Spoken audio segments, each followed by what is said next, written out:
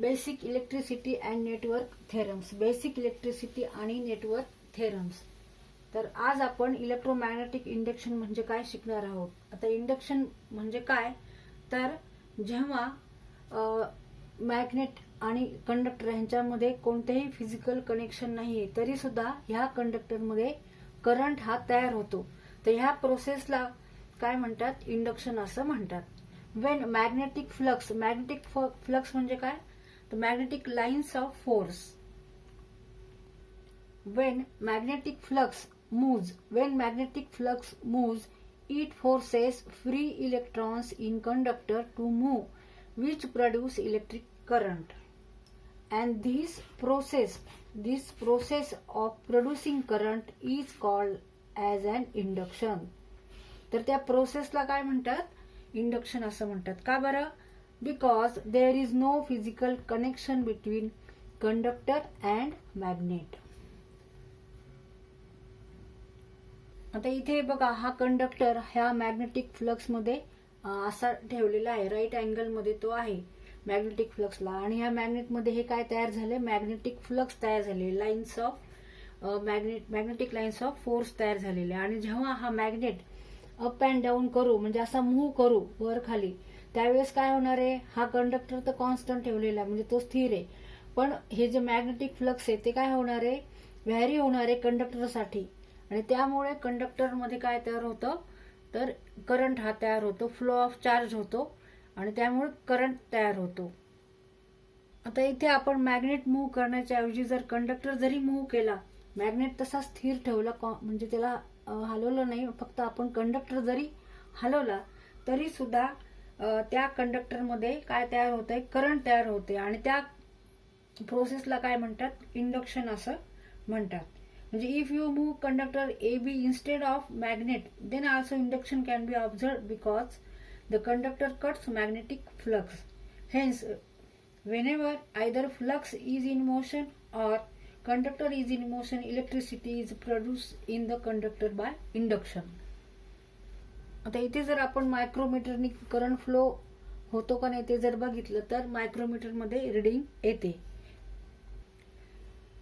Therefore, whenever conductor cuts flux, current is produced in the conductor and this current is observed in a micrometer. Now, when magnet is moved downwards, current flows from A to B, and when it moves upward, then current flows in opposite direction.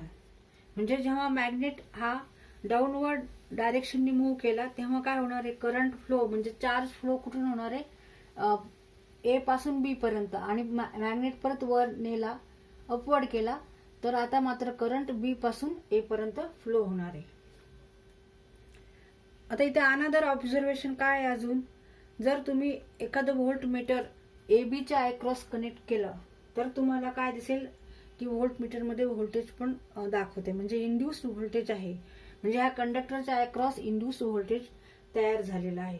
पण तेव्हा circuit must be open, म्हणजे सर्किटला इथं काही जोडलेले नसावं, फक्त volt मीटरने आपल्याला, जसं मायक्रोमीटरने आपण करंट मोजला तसंच व्होल्ट मीटरने आपल्याला ह्याच्या अक्रॉस व्होल्टेज जर आपण मोजला तर तिथे व्होल्टेज येतं. म्हणजे त्या व्होल्टेजला काय म्हणायचं, induced voltage.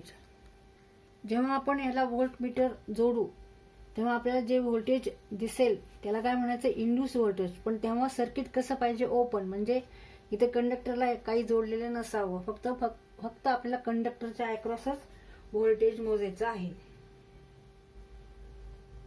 Now, when magnet moves in downward direction in motion of flux across conductor forces free electrons to move. म्हणजे जेव्हा मॅग्नेट आपण डाऊनवर्ड करू, म्हणजे मॅग्नेट आपण असा खाली डाऊनवर्ड करू तेव्हा काय होणार आहे, तो कंडक्टर काय करतो, कट्स करतो मॅग्नेटिक फ्लक्स. आणि त्यामुळे त्या मॅग्नेटिक फ्लक्सच्या फोर्समुळे काय होतं, कंडक्टर मध्ये जे फ्री इलेक्ट्रॉन्स आहेत ते काय होतात, मूव्ह होतात. आणि electrons move towards point B. Since this end is open, electron accumulates here. This point is having excess of electrons. Hence, it is considered as negative terminal. And here, deficiency of electrons, so this point is positive terminal. तर इथे आपण आता काय शिकलो, induction कशाला म्हणतात. तर induction हे प्रोसेसला म्हणतात. कोणत्या प्रोसेसला? The process in which induction means what?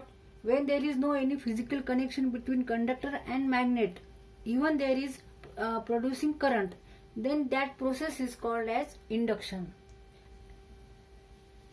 And voltage is called induced voltage. तर इथे आपल्याला फिगर मध्ये दिसतं की कंडक्टर आणि मॅग्नेट हे एकमेकांना काही जोडलेत का? नाही.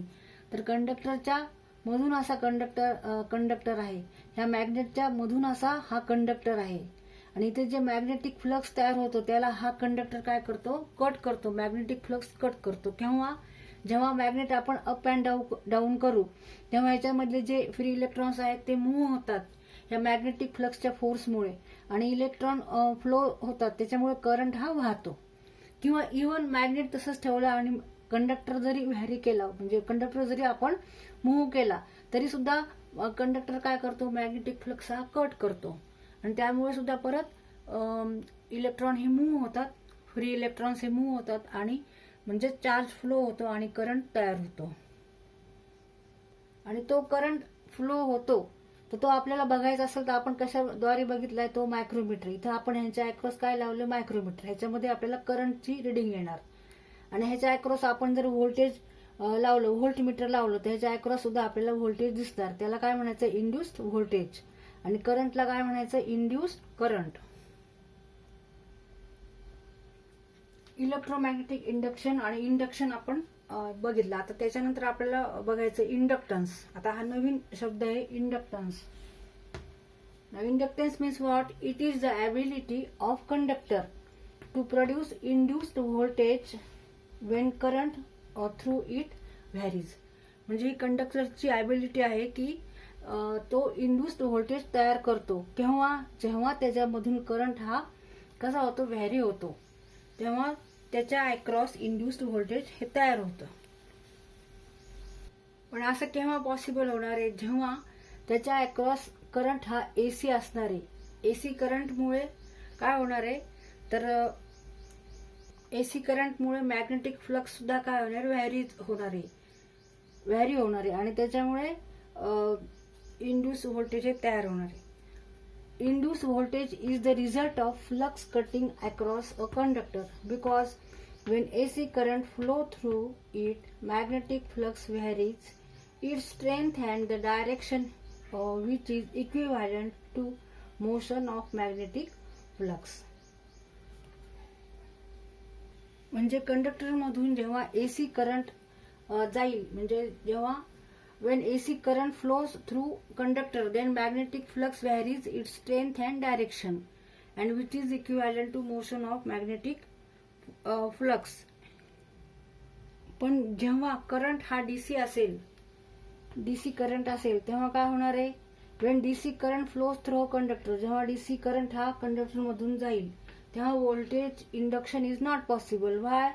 Because DC current is steady and it flows in only one direction. तर इथे फक्त एसी करंटमुळेच काय होणार आहे? तयार इंड्युस्ड व्होल्टेज तयार होणार आहे. डीसी करंटमुळे इंड्युस्ड व्होल्टेज तयार होणार नाही.